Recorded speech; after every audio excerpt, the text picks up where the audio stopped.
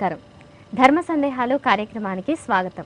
ప్రతినిత్యం ప్రేక్షకులు ఉత్తరాల ద్వారా పంపే అనేక ధర్మ సందేహాలకు పండితులచే శాస్త్రీయ సమాధానాలు అందిస్తున్న కార్యక్రమం ధర్మ సందేహాలు. ఈనాటి ధర్మ సందేహాలు కార్యక్రమంలో ప్రేక్షకుల సందేహాలు నివృత్తి చేయడానికి మన ముందున్నారు ప్రణవ పీఠాధిపతి త్రిభాషా మహాసహస్రావధాని వద్దిపత్తి పద్మాకర్ గారు. నమస్కారం గురుగారు. గౌరీ ప్రభ గారు మంగళగిరి నుంచి రాస్తున్నారండి.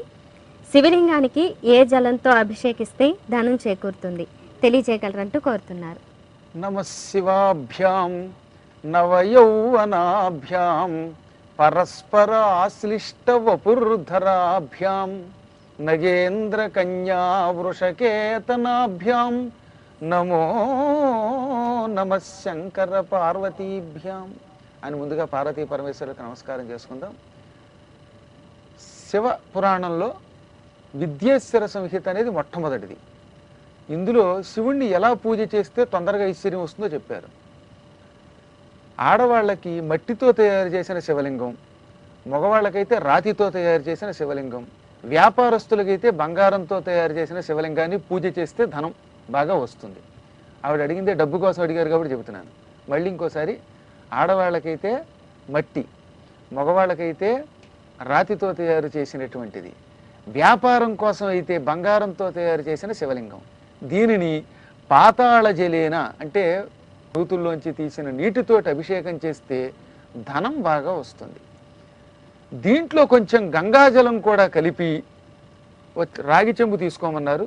రాగి చెంబులో నూతి నీరు పోసి అందులో గంగాజలం కలిపి దాన్ని ఎడం చేతిలో పెట్టుకుని, ఇప్పుడు ఈ చేతిలో ఎడం చేతిలో రాగి చెంబు పైన కుడి చెయ్యి పెట్టి గంగేచి యమునే కృష్ణే గోదావరి సరస్వతి నర్మదే సింధు కావేరి జలేస్మిన్ సన్నిధింకురు.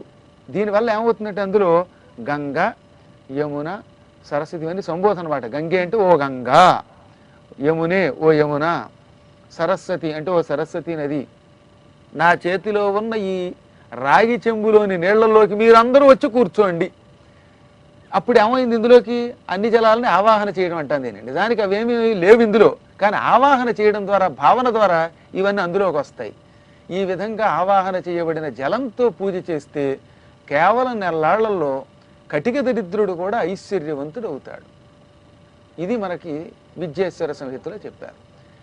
ఈ నెల్లాళ్లకు కూడా ఒకవేళ ఫలితం రాకపోతే 41 రోజులు నియమనిష్టలతో చేస్తే చాలు అని చెప్పారు. కాబట్టి ఏది ఏమైనా కోపజలం అంటే నూతిలోని నీటితో అభిషేకం చేస్తే శివుడికి తొందరగా ఐశ్వర్యం వస్తుంది. దీనిలోకి గంగాజలం కలిపితే ఇంకొంచెం ఎక్కువ ఫలితం వస్తుంది. మంత్రపూర్వకంగా అన్ని నదీ జలాలని కూడా ఆవాహన చేస్తే క్షిప్ర ప్రసాదం అవుతుంది. క్షిప్రం అంటే చాలా శీఘ్రం, చాలా వేగంగా ఫలితం లభిస్తుంది. ధనానికి ఇది మంచి మార్గం. మరి వినాయకరావు గారు హైదరాబాద్ నుంచి రాస్తున్నారు. వ్రతాల సమయంలో చాలాసార్లు ఆచమనం ఇస్తుంటారు, ఎందుకు తెలియచేయగలరంటూ కోరుతున్నారు. మన నోరు అంటేనే సహజంగా అపవిత్రం. అందుకే కదా ఈ నోరు తోముకోవడానికి కష్టమట్టు ఈ పేస్ట్లు, అడ్వర్టైజ్మెంట్ సగం గొడవ. కాసేపు ఏదన్నా తిన్న వెంటనే ఓ పావు గంటకి లోపల రకరకాల సూక్ష్మక్రిములు వస్తాయి. ఈ విషయాన్ని వేదాలు చెప్పాయి, మంత్రశాస్త్రాలు చెప్పాయి. నోరంటే అనేక భూత ప్రేతమయం. భూతము అంటే సూక్ష్మక్రిమి అని అర్థం అన్నమాట. ఈ సూక్ష్మక్రిముల వల్ల నోటికి దుర్వాసన వస్తుంది. అప్పుడు ఈ నోటిని ఏమంటారంటే పాచి ముఖము లేక అపవిత్ర ముఖము అంటారు. ఈ ముఖంతో పూజ చేయడం దోషం. దీనికి ప్రాయశ్చిత్తం ఏమిటి? మన వాళ్ళు ఆయిల్ పుల్లింగు, వాటర్ పుల్లింగ్ అని పెట్టిందని వేదం ఏం చెప్పిందంటే ఆచమనము అంది. నోట్లో నీళ్లు పోసుకొని పుక్కిలించడం అన్నమాట. ఆచమ్య అని ఓ కేశవాయ స్వాహ అని స్మార్తాచారంలో ఒక్కసారి నీళ్లు తీసుకుని లోపలికి దాన్ని గుటుక్కుని మింగగానే ఈ నోట్లో ఉన్న సకల సూక్ష్మక్రిములు లోపలికి పోతాయి. ఈ కడుపులో ఈ సూక్ష్మక్రిముల్ని చంపే ఒక అద్భుతమైన ద్రవం ఉన్నదట.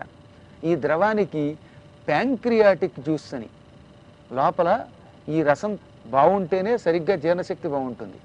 ఈ రసానికే మరొక లక్షణం ఏమిటనమాట, మంత్రజపాన్ని మానవుడు సక్రమంగా చేయడానికి ఉపయోగపడుతుంది. సహజంగా ఓ నామం చేద్దామని చేత్తో జపమాల పుచ్చుకుని రామ అంటే ఇష్టమైతే రామ, శివ అంటే ఇష్టమైతే శివ అందామనుకున్న సమయానికి మనస్సు అన్ని దిక్కులకి తిరిగిపోతుంటుంది, నిలకడ ఉండదు. శరీరం ఉంటుంది, మనస్సు ఎక్కడికో పోతుంది. నిలకడ రావడానికి నోటికి శుద్ధి కావాలి. ఆ నోటి శుద్ధి ఆచమన జలం ద్వారా అవుతుంది. ఆ జలం లోపలికెడితే శరీరాన్ని మనస్సుని రెండింటినీ ఏకాగ్రం చేసే పైత్యరసం ప్రకోపనం అయ్యి దీన్ని ఏకాగ్ర చిత్తం చేస్తుంది. అందుకని ఆచమనం ఎందుకు చెయ్యాలి అంటే పదే పదే ముఖశుద్ధి కోసము అన్నారు. ఒక్క ముఖశుద్ధి అయితే లాభం ఏమిటనమాట, లోపల ఉన్న కడుపు శుద్ధి అవుతుంది. ఇవన్నీ శుద్ధి అయితే మనస్సు ఒకే లక్ష్యం మీద ఉంటుంది, పరిపరి విధాలుగా పోకుండా ఉంటుంది. అందుకని శుద్ధి కోసమని ఒక్క ముక్కలో చెప్పాలంటే లోపల ఉన్న సూక్ష్మక్రిముల్ని శుద్ధి చేయడానికి ఆచమనము అనేది వాడతాం. ఆచమనం అంటే తాగే నీరు, తెలుగులో అర్థం చెప్పాలంటే ఆచమనం అంటే ఏమిటనమాట, త్రాగే నీరు. ఆ విషయం తెలియక చాలామంది ఆచమనం అంటే ఏదో పెద్ద పని అనుకుంటున్నారు. సంస్కృత పదానికి తెలుగులో అర్థం తెలిస్తే అంత సూక్ష్మం ఏముండదు. పాద్యం అంటారే, అంటే పదములను కడగడానికి ఉపయోగించే నీరు కనుక పాద్యం అన్నారు. చేతులు కడుక్కోవడానికి ఇచ్చే నీరు అర్ఘ్యం, తాగే నీరు ఆచమనం.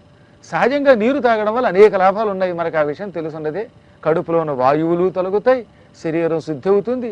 విపరీతమైన దాహం వల్ల జపం చేయలేం కనుక దాహం తీరడం వల్ల కూడా లాభం. అస్తమాటు మంచినీళ్ళు తాగండి అనకుండా చేతి నిండా పోసి తాగించి ఈ విధంగా మన శరీరాన్ని సంశుద్ధి చేస్తున్నారు, ఇంద్రియాలను సక్రమంగా ప్రవర్తింపజేస్తున్నారు. మొత్తం మీద శరీరానికి నీరు ఎంత అవసరమో ఏనాడో వేదం చెప్పింది. ఆ ముక్కకే అపయేవ ససర్జాదౌ.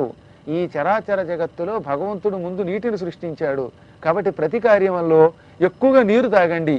నీరు తాగితే నీ మనస్సు అన్ని వైపులకి పోకుండా ఏకాగ్రతతో ఉంటుంది, నీకు కూడా ఆరోగ్యము అని వేదం చెబుతున్నది. రమణి గారు సిరిసిల్ల నుంచి రాస్తున్నారండి, దేవుళ్లపై అక్షింతలు వేయడం అంటే వారిని మనం ఆశీర్వదించడం కాదా, తెలియచేయగలరంటూ కోరుతున్నారు. పూజలలో శిరః పూజ అని ఒకటి ఉంది, అంటే తలని పూజించడం. మీ అందరికీ ప్రస్తుతం గురుస్థానంలో ఉన్నారు కదా, ఎవరైనా ఒక ప్రశ్న అడిగి సమాధానం తెలుసుకుంటే తెలుసుకునేవాడిని శిష్యుడని, చెప్పేవాడిని గురువు అని అన్నారు. పురాణం చెబుతున్నప్పుడు కూడా వేదిక మీద కూర్చుని పురాణం చెబుతున్నప్పుడు మిగతా వాళ్ళంతా వింటున్నారు కాబట్టి వాళ్ళు శిష్యులు అంటారు. ఇప్పుడు నన్ను పూజించాలనే కోరిక ఉంటే శిరస్సు మీద పువ్వులు వేస్తే ఆశీర్వచనం అనరు, శిరః పూజ అంటారు. శరీరంలో ఒక్కొక్క అవయవానికి చేసే పూజకి ఏమని పేరు అనమాట, అంగ పూజ అంటారు. ఏమంటారు? అంగ పూజ అంటారు. గణపతి నవరాత్రుల్లో గణపతికి సర్వాణి అంగాని పూజయామి అంటే సర్వాణి అన్ని అంగాని అంగములను పూజిస్తున్నాను. శరీరములో తల మొదలుకొని కాలు వరకు ఉండే అవయవములన్నిటినీ పూజిస్తున్నాను అని దానికి అర్థం అన్నమాట. ఈ అవయవాల్లో శిరః పూజయామి అనగానే ఏం చేయాలి? తలని పూజించాలి. తల మీద పువ్వు పెట్టామంటే తలని పూజించడం అని అర్థం. తల మీద అక్షతలతో పూజ చేస్తున్నామంటే అక్షతలను పుష్పాలు బదులు వాడుతున్నాం. అన్ని వేళల్లో పువ్వులు దొరకవు కనుక అటువంటిప్పుడు అక్షతలు వాడతాం. సహజంగా మన మంత్రాలు చాలా గొప్పవి. ఎందుకంటే ఏదో తామర పువ్వుతో పూజించంటే తామర పువ్వు దొరకకపోవచ్చు, మొగలి పువ్వుతో పూజించంటే మొగలి దొరకకపోవచ్చు, బంగారంతో పూజించంటే బంగారం దొరకకపోవచ్చు. కాబట్టి ఈ పువ్వుల బదులు, పత్రి బదులు, వీటన్నిటి బదులుగా అక్షతలు వాడు అంది. కాబట్టి ఏం చేస్తున్నాం అన్నమాట, దేవుడి నెత్తి మీద అక్షతలు వేస్తున్నామంటే అనేక రకాల పువ్వులతో ఆయనని పూజిస్తున్నామని అర్థం. ఈ అక్షతలని ఆశీర్వచనానికి కూడా వాడచ్చు. చిన్నపిల్లలకి ఆశీర్వచనం చేసినప్పుడు నాయన నువ్వు కలకాలం బాగుండు, ఆరోగ్యం బాగుండుగాక అని దీవించడానికి అదే వాడతాం, పూజకి అదే వాడతాం. నీళ్లు ఉన్నాయి, కాళ్ళు కడుక్కోవడానికి వాడుతున్నాం, చేతులు కడుక్కోవడానికి వాడాలి, తల రుద్దుకోవడానికి వాడతాం, చివరికి తాగడానికి కూడా మంచినీళ్ళు వాడతాం. ఒకే జలము అనేక రకాలుగా ఎలా ఉపయోగిస్తున్నామో ఈ పూజలలో కూడా నెత్తి మీద వేసి పూజ చేయడానికి వాడతాం, ఆశీర్వచనానికి కూడా వాడతాం. కాబట్టి చిన్నపిల్లలకైతే ఆశీర్వచనం అవుతుంది, అప్పుడు ఆశీర్వచన మంత్రాలు చెబుతాం. పెద్దవాళ్ళకి, మాబోటి వాళ్ళకి లేక దేవతలకి అయితే అది పూజ అని గ్రహిస్తే చాలన్నమాట. మణికంఠ గారు ఒంగోలు నుంచి రాస్తున్నారు, ఎవరైనా పడుకున్నప్పుడు వారిని దాటి వెళ్ళకూడదంటారు, ఎందుకు తెలియచేయగలరంటూ కోరుతున్నారు. దీనికి పురాణాలు, మంత్రశాస్త్రాలు కూడా చాలా అద్భుతమైన మాట చెప్పి, నిద్రపోతున్న వ్యక్తికి స్పృహ ఉండదు, వాడు శవంతో సమానం. కాసేపు ఇంకేం తెలియదు కదా. నిద్రలో ఉన్నవాడిని తిట్టుకుంటే కూడా, అంటే కొంతమంది నిద్ర నటించి వింటారు, అది వేరే విషయం. కానీ గాఢంగా నిద్రపోతున్నవాడు, చచ్చిపోయినవాడు ఇద్దరు ఒకటే. శవాన్ని పొరపాటును కూడా దాటకూడదు. కాబట్టి నిద్రపోతున్నవాడిని దాటడం అంటే శవాన్ని దాటడంతో సమానం. శవాన్ని ముట్టుకున్నా దాటినా వెంటనే స్నానం చెయ్యాలి అని నియమం. అలా దాటితే దానివల్ల ఐశ్వర్యం కూడా నశిస్తుంది. ఇంకోటి కూడా చెప్పాయి, నారద పురాణంలో కొన్ని పనులు చెయ్యరాదు అని చెప్పారు. అందులో ఏమిటంటే వమంతం నాభివాదయేత్, అంటే డోక్కుంటున్న వాడికి దండం పెట్టకూడదు, వాడికి దగ్గరగా వెళ్ళకూడదు, వాంతి మన మీద పడుతుంది కనుక.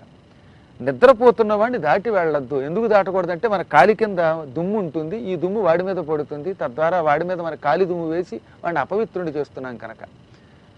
ఒకవేళ పొరపాటున దాటుతున్నప్పుడు ఇంకో కారణం కూడా చెప్పారు, చాలా సూక్ష్మంగా ఉంటాయి ధర్మాలు.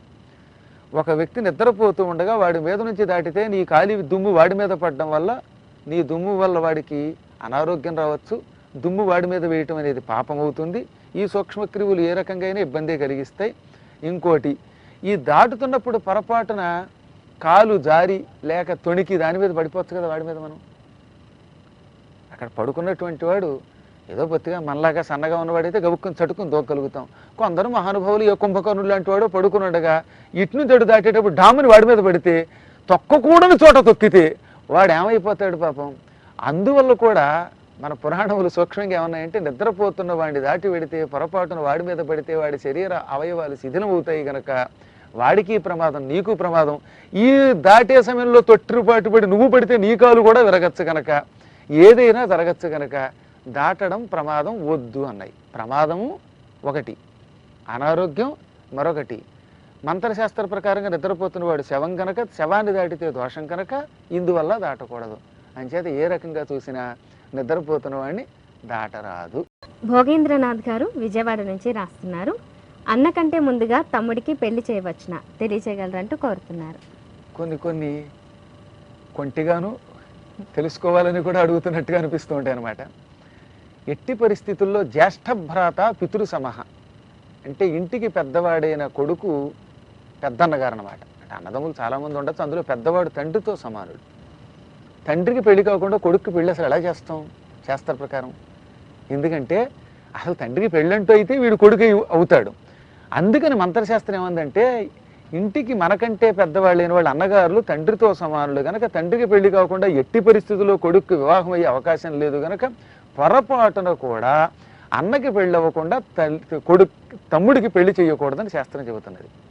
అన్నకి పెళ్ళి అవ్వకుండా తమ్ముడికి చెయ్యరాదు. కాకపోతే సూక్ష్మ ధర్మాలు అని ఉంటాయి. ధర్మం వేరు, ధర్మ సూక్ష్మం వేరు.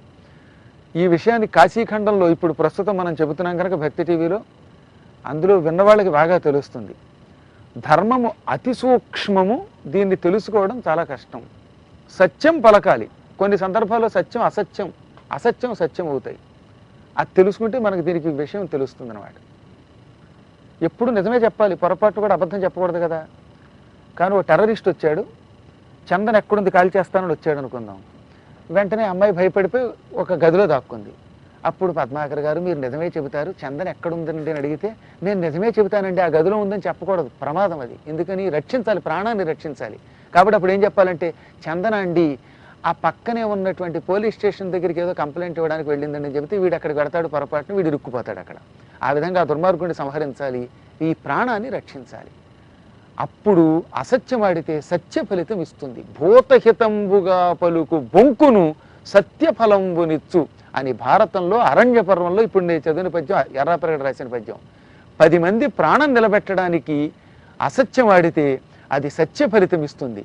ఈ ప్రాణం తీసే సత్యం ఉందే, ఇది భయంకరమైన అసత్యం కంటే ఎక్కువ ప్రమాదం. అలాగే అన్నగారు నేను బ్రహ్మచర్య దీక్షతో ఉంటానని శపథం చేశాడు భీష్ముడిలాగా. నేను పెళ్లి చేసుకోను అని అన్నప్పుడు ఇంకా తమ్ముడికి పెళ్లి చెప్పితే ఇంట్లో ఉన్న వాళ్ళంతా ఏమైపోతారు పాపం వీడి కోసం. అందుకని అన్నగారు గనక నేను పెళ్లి చేసుకోనని శపథం చేస్తే, అలాంటి మహానుభావులు భీష్ముడు లాంటి వాళ్ళు కూడా ఉంటే అప్పుడు అన్నగారిని వదిలిపెట్టేయి, వీడి తమ్ముడే అన్నగారితో సమానం, వీడికి పెళ్లి చేసేయి అంది. అక్కడికి ఒక పాయింట్ అయింది కదా, అన్నగారు చేసుకోనని శపథం చేస్తే. లేదా అన్నగారు ఎవరినో ప్రేమించాడు, ఆ పిల్ల వీడిని ప్రేమించటంలో పెళ్లి చేసుకోదు, ఆ అమ్మాయి దొరికితేనే చేసుకుంటాను అన్నాడు వీడు. ఇక అక్కడి నుంచి ఈ పెళ్లి ఎప్పటికీ అవ్వదు. కాబట్టి వీడికి 80 ఏళ్ళు వచ్చేదాకా ఆ అమ్మాయికి వీడికి పెళ్ళి అవ్వకపోతే తమ్ముడు కూడా 78 ఏళ్ళు వచ్చేదాకా ఆగలేడు. కనుక అప్పుడు ధర్మసూక్ష్మం ఏం చెబుతుందంటే అన్నగారు ఎవరినైనా ప్రేమించినప్పుడు కూడా ఈ పెళ్లితో సంబంధం లేకుండా తమ్ముడు వివాహం చేసుకోవచ్చును. కాబట్టి అన్నగారులు ఎవరైనా ప్రేమలో పడితే తమ్ముళ్ళకి అడ్వాంటేజ్, వాళ్ళు ఎప్పుడు కావాలంటే ఇప్పుడు పెళ్లి చేసుకోవచ్చు. ఇది 2వ ధర్మసూక్ష్మం. ఇవి నేను చెప్పేవన్నీ వినేటప్పుడు కొంచెం మీ అందరికీ నవ్వు కలిగిస్తాయి, కానీ ఇవి శాస్త్ర ప్రమాణం చెబుతున్నాను. మహాభారతము ధర్మసూక్ష్మాలు ధర్మసింధువులు చెప్పే మాట. ఇంకా 3వది, అన్నగారు ఏ కారణం చేతనైనా ఈ డబ్బు మీద వ్యామోహంతో ఇంత డబ్బు వస్తే కానీ లేదా నాకు మంచి ఉద్యోగం వస్తే కానీ కట్నం వస్తే కానీ పెళ్లి చేసుకోను, కట్నం నిషేధం అన్నా ఈ దిక్కుమాల వాళ్ళు వాళ్ళ కలియుగంలో మార్చలేకపోతున్నాం. అయినా వాడు డబ్బు కోసమో లేకపోతే ఇంకో దాని మీద ఆశతోటి భీష్మించు కూర్చుంటే ఎన్ని సంబంధాలు చూసినా నాకు నచ్చట్లేదు. వీడు పగలు చూస్తే రాత్రి కల్లోకి వచ్చే గౌడిగేది మనిషి అయినా అవతల అమ్మాయి కొంచెం నల్లగా ఉందండి అనే దౌర్భాగ్యులు ఎవరైనా ఉంటే ఇవన్నీ నేను చెప్పేది ఎందుకు చెబుతున్నానంటే అప్పుడు కూడా ఈ అన్నగారికి ఏ సంబంధం నచ్చడం లేదు కనుక తమ్ముడికి పెళ్లి చేసి ఇవ్వచ్చును. ఇంకా మరొకటి, అన్నగారికి అనారోగ్యంగా ఉన్నప్పుడు వాడికి ఏ క్షయరోగమో కుష్ఠరోగమో లేదా ఇంకేదో పాప వికలాంగుడు పెళ్ళి అవ్వటంలా అప్పుడు కూడా తమ్ముడికి పెళ్లి చేయొచ్చును. ధృతరాష్ట్రుడు గుడ్డాడైతే పాండురాజు ఎలా రాజ్యం చేశాడో అన్నగారు అనారోగ్యవంతుడైతే తమ్ముడు వివాహం చేసుకోవచ్చును.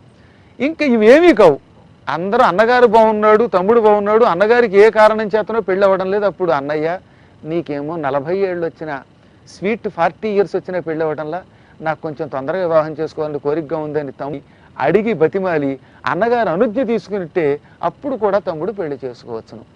ఈ నియమములు పాటించి తమ్ముడు పెళ్లి చేసుకోవచ్చు. తక్కిన వేళల్లో మాత్రం ఇంకా తమ్ముడు తనంత తాను పెళ్లి చేసుకోరాదు, స్వతంత్రించి. అయినా ఇన్ని చెప్పాక ఇన్నిటిలో ఏదో ఒక కారణం మనకు దొరక్కపోతుందా, ఆ తమ్ముడు గారు ఎవరో పెళ్లి చేసుకోకుండా ఉంటాడా? కాబట్టి ఇవన్నీ తెలుసుకుంటే ధర్మ సూక్ష్మాలను అనుసరిస్తే మనకి చాలా లాభం. శశిశేఖర వర్మ గారు విశాఖపట్నం నుంచి రాస్తున్నారండి. చతుర్వేదాలు నిత్యం బ్రహ్మ చేతిలోనే ఉంటాయా, తెలియచేయగలరంటూ కోరుతున్నారు. నిజానికి వేదాలు చేతుల్లో ఉండవు. వేదాలు అనేవి మనకు గుర్తు కోసం పుస్తకాల రూపంలో ఆయన చేతుల్లో ఉన్నట్టు చూపిస్తున్నారు తప్ప వేదములకు పుస్తకాలు గ్రంథస్థం అనేది ఈ కాలంలో వచ్చింది. వేదములు ఎప్పుడూ గురువు చెబుతూ ఉంటే శిష్యుడు నేర్చుకోవాలి, కంఠస్థం చేయాలి అని నియమం అన్నమాట. ఎందుకని? స్వరప్రధానం కనుక. అది ఇప్పటికి కూడా పుస్తకాలు చూసి చదువుకున్న విద్యల వల్ల మనకి ఎందుకు లాభం లేదంటే సైకాలజీ అని ఒకటి ఉంది కదా, అక్కడ పి అని ఒకటి ఉంటుంది, పిఎస్వై అని. అప్పుడు వీడు గురువు ద్వారా కాకుండా సొంతంగా నేర్చుకున్నవాడు పిసకాలజీ అని చదివాడు ఒకరాడు దాన్ని. అది కర్మ. పిసకాలజీ ఏమిటది? ఆ పి సైలెంట్, సైకాలజీ. ఇవన్నీ మేము కూడా బీఈడీ చదువుతున్నప్పుడు డైరెక్ట్గా చదువుకున్నాం కాబట్టి కాలేజీల్లో తెలిసింది. అదే సొంత పెత్తనంతో కరస్పాండెన్స్తో చదువుకునేటటువంటి వాడికి కొన్ని ప్రొనౌన్సియేషన్స్ తెలియవు, పాఠం చెప్పడం సరిగ్గా తెలియదు. అందుకే గురు శుశ్రూషయ విద్య, గురువు సేవ చేసి మాత్రమే విద్య నేర్చుకో. అందులో ముఖ్యంగా వేదమంత్రములు తప్పక గురువు సేవే చెయ్యాలి.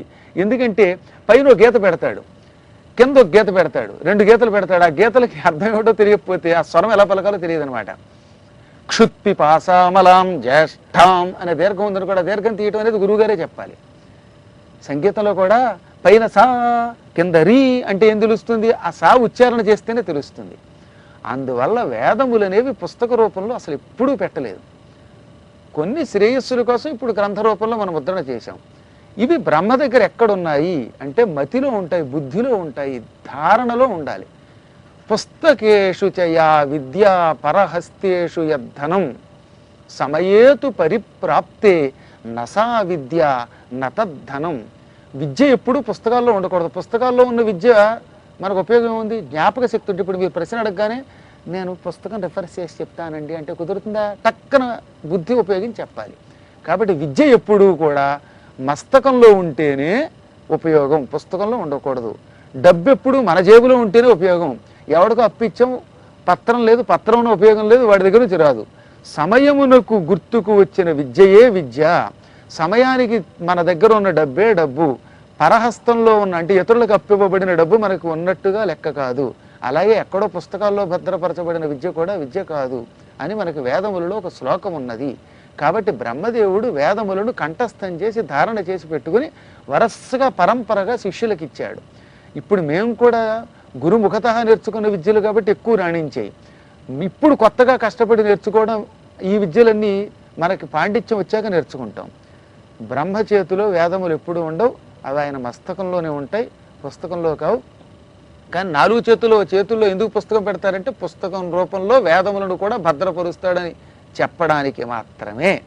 కాబట్టి బ్రహ్మగారి 4 చేతుల్లోనూ ఓ చేతిలో జపమాల, ఓ చేతిలో కమండలం, ఒక చేతిలో దండం, మరో చేతిలో వేదములకు ప్రతీకగా ఒక పుస్తకం ఉంటుందన్నమాట. అన్ని చేతుల్లో పుస్తకాలు ఉండవు. కాబట్టి వేదమంత్రములు ఎప్పుడు ఎక్కడుంటాయి? ధారణలో ఉంటాయి, జ్ఞాపక శక్తిలో ఉంటాయి. జ్ఞాపక శక్తిలో ఉన్న వాటిని మాత్రమే మంత్రములు అంటారు. గురు శుశ్రూష చేసి వాక్కు రూపంలోనే వాటిని బయటికి తీసుకురావాలి, మళ్ళీ గురువు ద్వారానే నేర్చుకోవాలి. ఇది దానికి నియమం. రాంబాబు గారు ద్వారకా తిరుమల నుంచి రాస్తున్నారు. ఒక్క మంత్రం కూడా రాని వారు పూజను ఎలా చేయడం తెలియచేయగలరంటూ కోరుతున్నారు. చాలా మంచి ప్రశ్న అండి అది. ఈ ప్రశ్న అనాదిగా ఉంటూనే ఉన్నది. కాళహస్తీశ్వరుడి చరిత్ర అంతా కూడా శంకరాచార్యుల వారు కూడా భక్త కన్నప్ప గురించి రాశారు ఒక్క శ్లోకంలో. అలాగే ధూర్జటి కాళహస్తీశ్వర మహాత్మ అని ఒక అద్భుతమైన కావ్యం రాశాడు. అందులో తిన్నడు అతని పేరు, కన్ను ఇచ్చాడు కాబట్టి వాడికి తర్వాత కన్ను ఇచ్చిన అప్ప గనక కన్నప్ప అన్నారు. ఈ తిన్నడు శివలింగాన్ని చూశాడు, వాడికి ఏమీ రాదు పాపం. అందులో ఈ కనీసం మనకొచ్చిన ఈ తెలుగు భాష కూడా రాదు, ఎక్కడో అడవుల్లో తిరిగాడు, గోండు భాష గిరిజనుల భాష తప్ప ఏమీ రానివాడు, లిపి కూడా లేదు. అటువంటి వాడు ఏమన్నాడయ్యా, మంత్రయుక్తమైన పూజ చేస్తే నిన్ను ప్రసన్నం చేసుకోవచ్చని అందరూ చెబుతున్నారు, నాకు మంత్రం తెలియదు, తంత్రం తెలియదు, అసలు ఏది వేదమో ఏది నాదమో తెలియదు, నన్ను అనుగ్రహిస్తావా లేదా అన్నాడా లేదా పాపం. దాన్ని 1955లో కాళహస్తీశ్వర మహాత్మను ఒక సినిమాలో అద్భుతంగా రాశారు పాట. ఆ రోజుల్లో మహాకవులు బాగా రాసేవారు.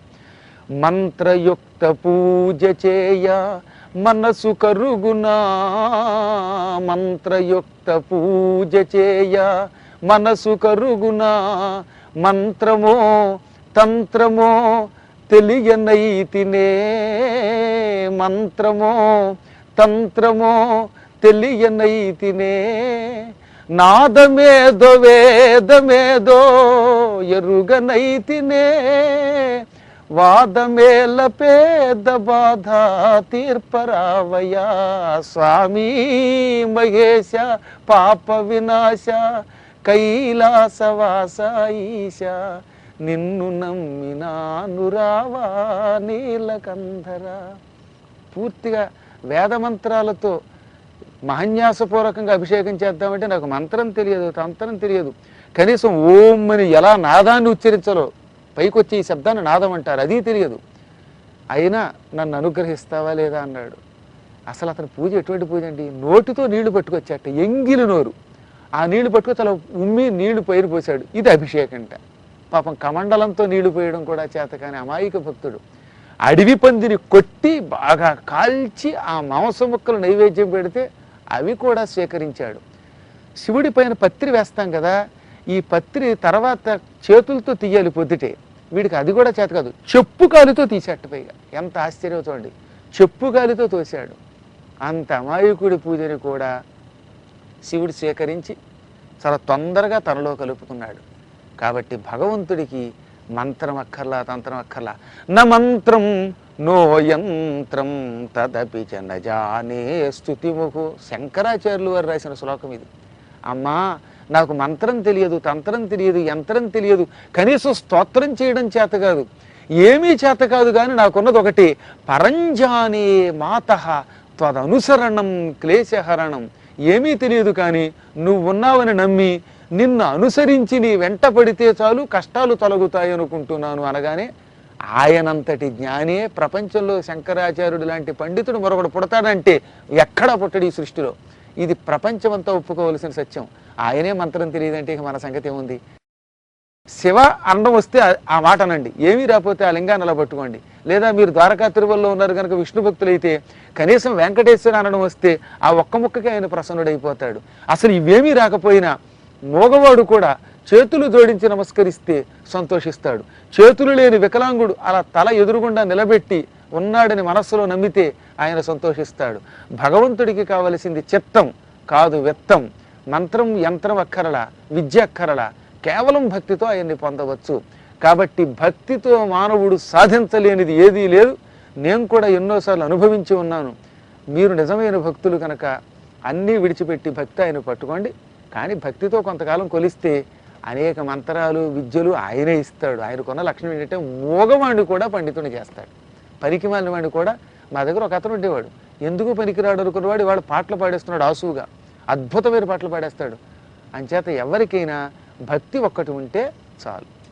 చాలా సంతోషం అండి. ఇప్పటి వరకు మీ విలువైన సమయాన్ని కేటాయించి మా ప్రేక్షకుల ధర్మ సందేహాలు నివృత్తి చేసినందుకు ధన్యవాదాలండి. నమస్కారం. చూసారు కదండి, ఇది ఇవాల్టి ధర్మ సందేహాలు కార్యక్రమం.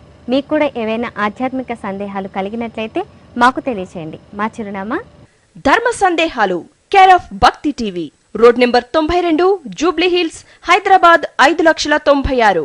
మా ఇమెయిల్ ఐడి bhaktihyd@gmail.com. ఇది ఈనాటి కార్యక్రమం. రేపటి ధర్మ సందేహాలు కార్యక్రమంలో మళ్ళీ కలుసుకుందాం. అంతవరకు సెలవు.